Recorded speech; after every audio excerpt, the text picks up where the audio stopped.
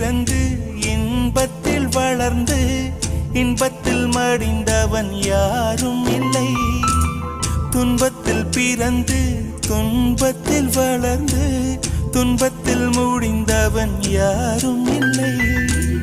இன்பம் பாதி துன்பமும் பாதி இரண்டும் வாழ்வின் அங்கம். நெருப்பில் வெந்து நீரினில் குளித்தால் நகையாய் மாறும் தங்கம். தோல்வியும் கொஞ்சம் வேண்டுமடி, வெற்றிக்கு அதுவே எணியடி.